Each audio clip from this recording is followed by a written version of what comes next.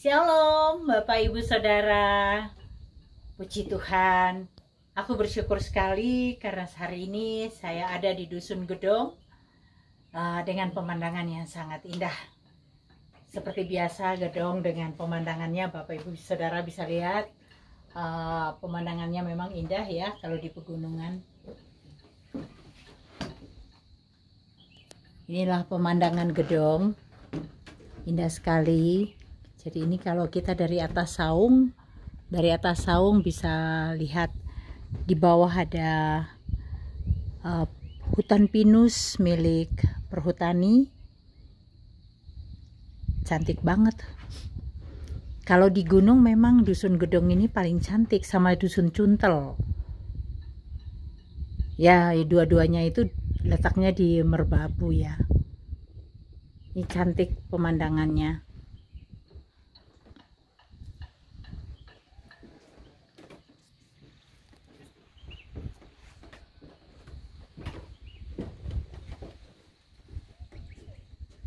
Oke, saya mau sharing lagi dengan Bapak Ibu Saudara bagaimana Tuhan melakukan satu mujizat lagi yang besar dalam kehidupan saya.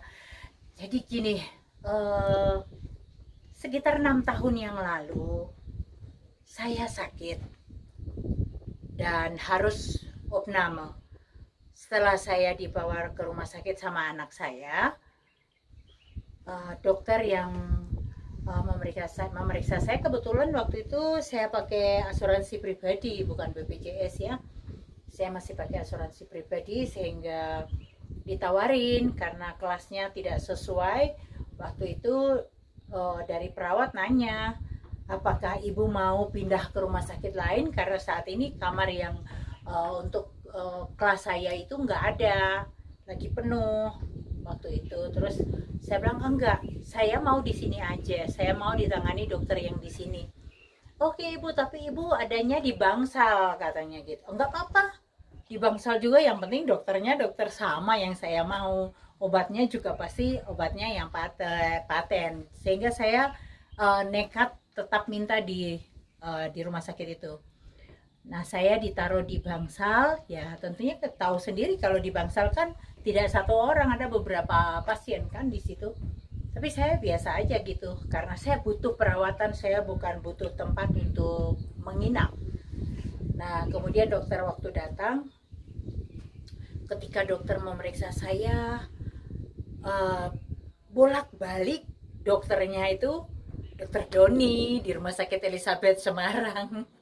Dokter Doninya bolak-balik mata saya, beliau ini adalah seorang internis. Mata saya diperiksa, mungkin dikiranya saya penyakit kuning karena kulit saya semua jadi kuning.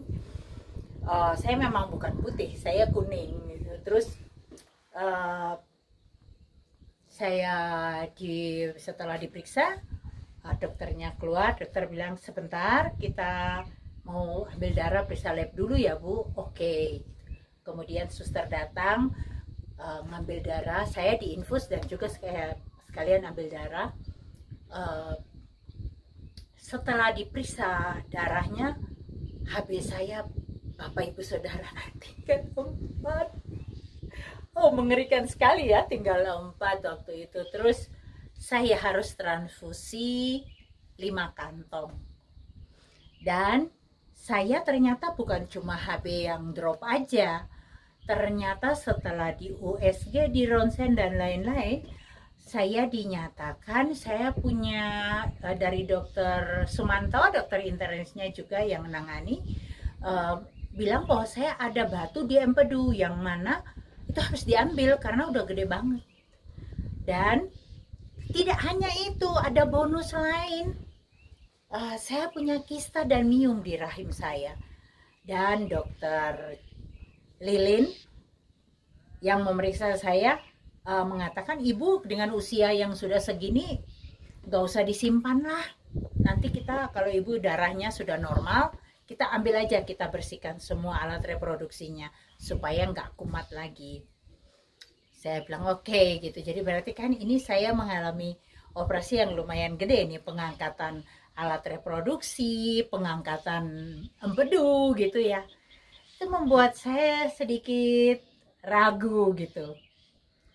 Nah, malam itu saya mulai ditransfusi.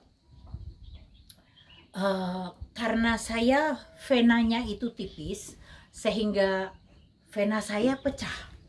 Jadi di tangan saya sini nggak bisa, yang sini juga nggak bisa. Jadi intinya akhirnya diambil di transfusinya lewat sini. Aduh, sakit banget Bapak Ibu Saudara, sakit banget. Saya sepanjang malam nangis aja. Dan Bapak Ibu tahu apa yang saya tangisi sama Tuhan. Sepanjang malam saya pakai tongkat untuk infus itu, gantungan infus. Saya sambil jalan di dalam ruangan karena sakit, saya nggak bisa tidur. Saya sambil ngelus tangan saya ngomong, Tuhan, tolong aku, sambil nangis karena sakit, nangis gitu. Tuhan, aku nggak mau darah orang lain yang masuk dalam tubuhku, Tuhan. Aku nggak mau. Tuhan, tolong aku. Tuhan, penuhi aku dengan darah-Mu. Kasihani aku, Tuhan. Ini sakit banget, Tuhan. Aku nggak mau terima darah orang lain. Setiap tetes yang masuk itu saya merasa sakitnya luar biasa. Dan sampai pagi itu cuman setengah dari kantong darah itu, sedikit yang masuk. Padahal sepanjang malam. Jadi saya merasa sakit banget intinya. Sehingga pagi itu saya tuh pikir begini, aduh ini baru segini aja udah sakit, terus berapa lama saya harus ditransfusi. Masih ada 4 kantong yang di kulkas kecil, yang di cooler, yang di dalam kamar. Bapak Ibu Saudara, paginya saya udah nggak kuat. Saya bilang sama suster, suster tolong deh ini dicabut aja, aku udah nggak kuat suster, sambil nangis tentunya. Karena memang saya sudah sepanjang malam kesakitan. Saya nggak tahan, tolong.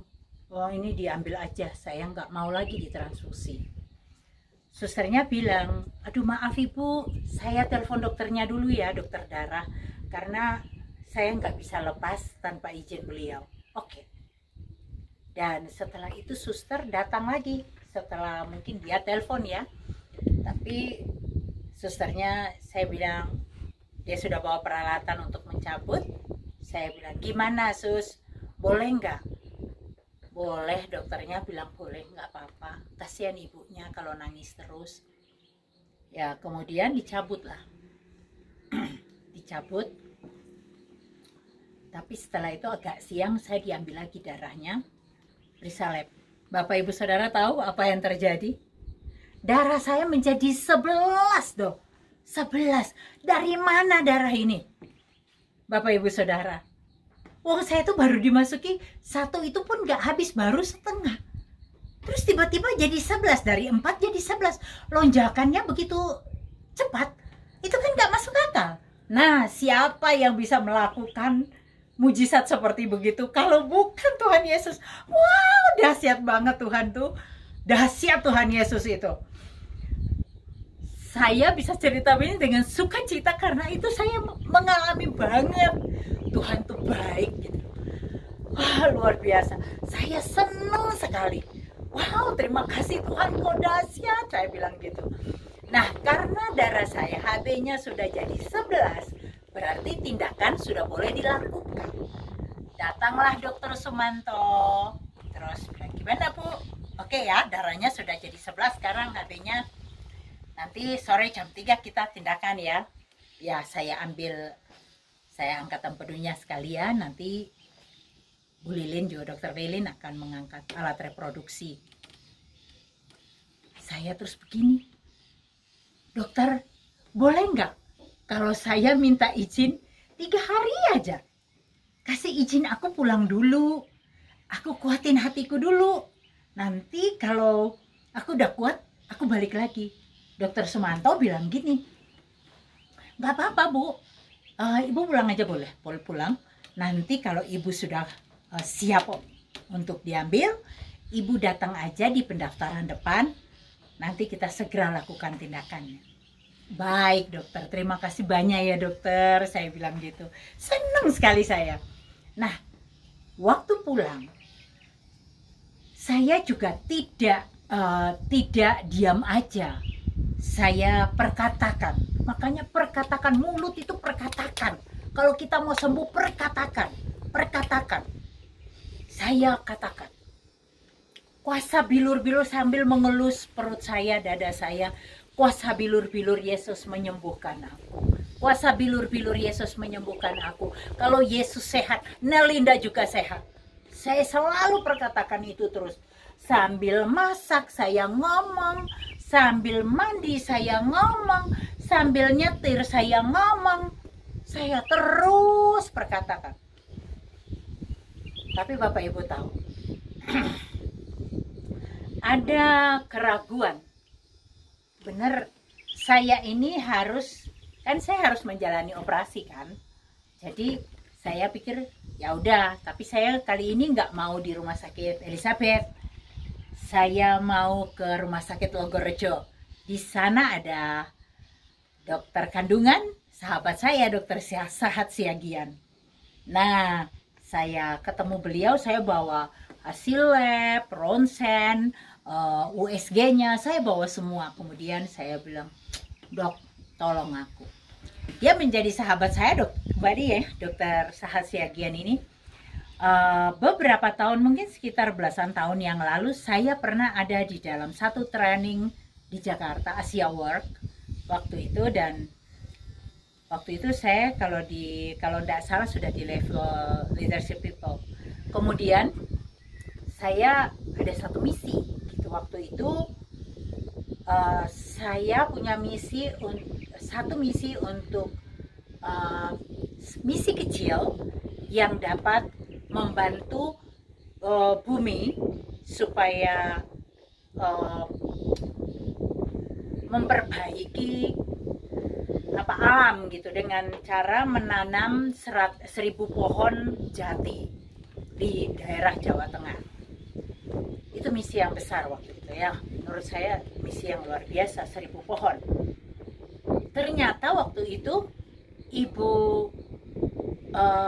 Presiden juga punya, Ibu Kapolri punya misi yang sama, sehingga ibu-ibu Bayangkari semuanya juga ada menanam jati.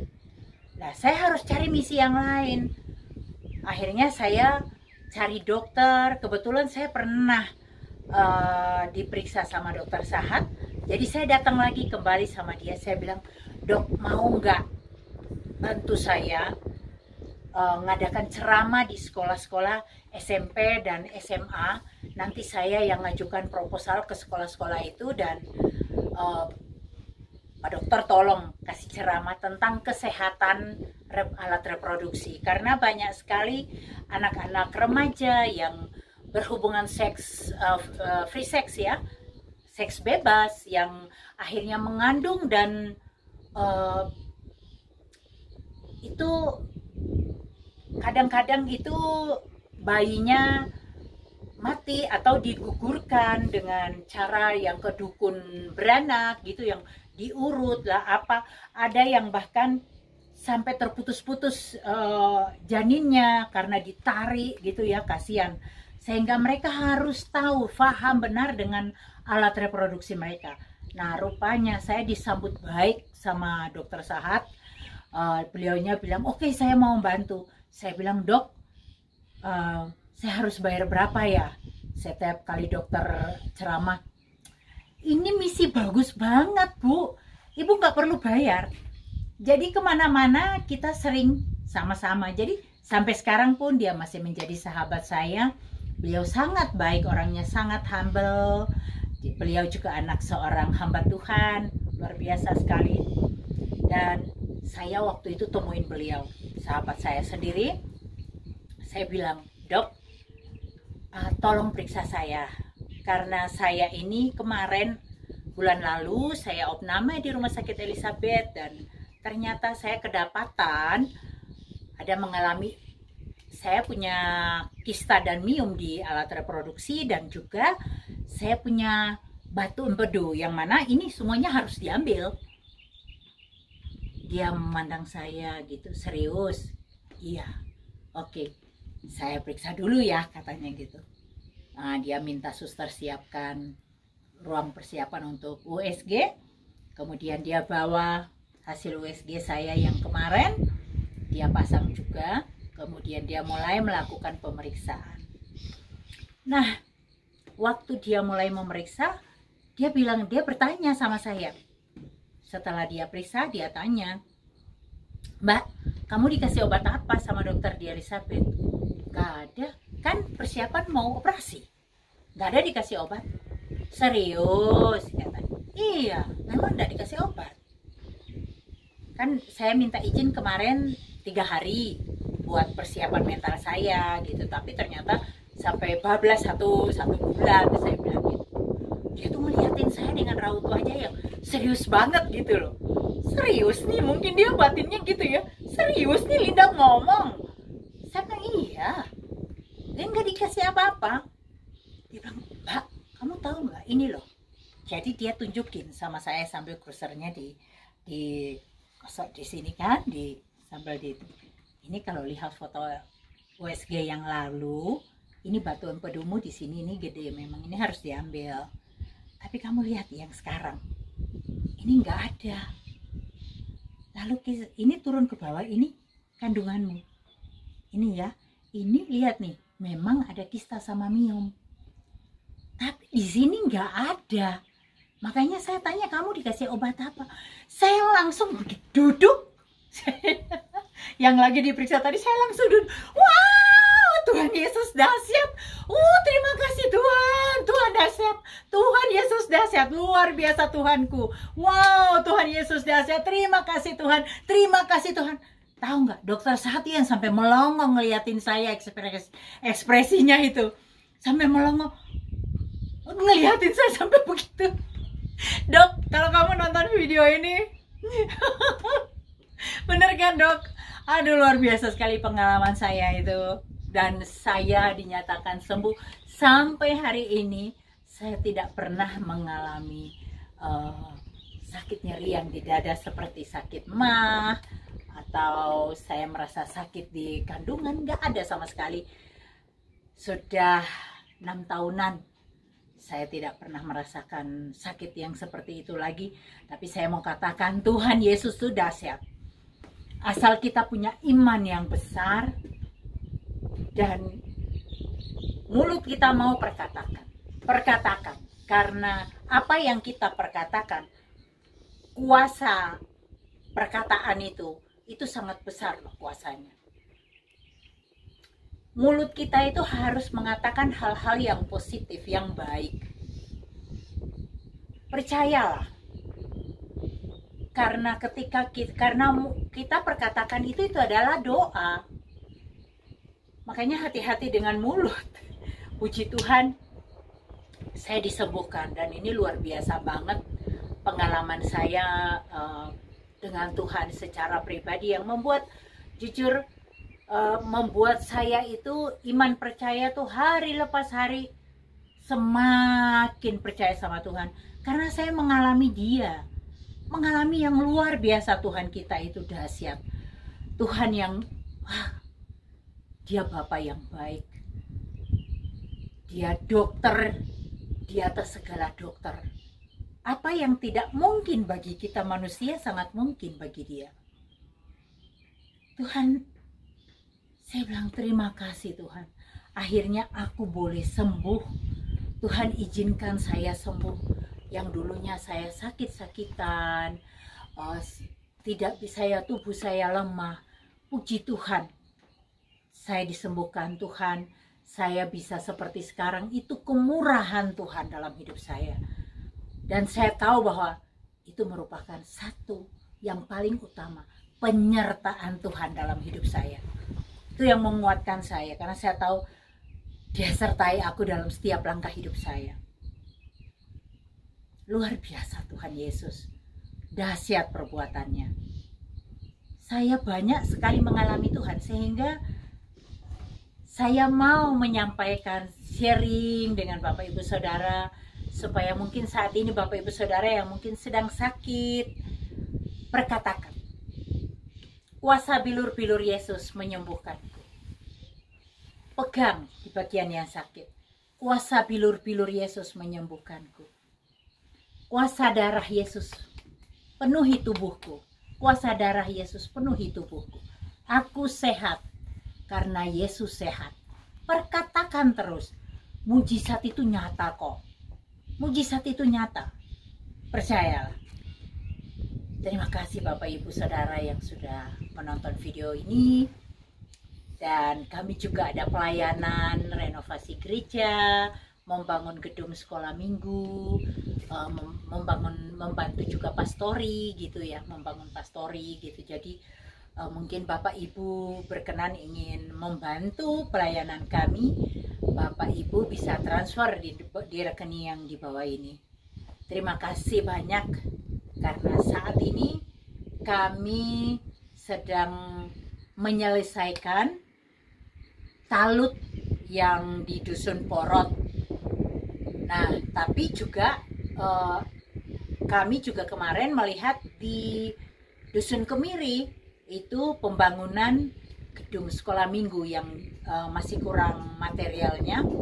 Nah, mungkin Bapak Ibu pengen mensupport, Bapak Ibu Saudara bisa membantu dengan rekening tadi ini ya.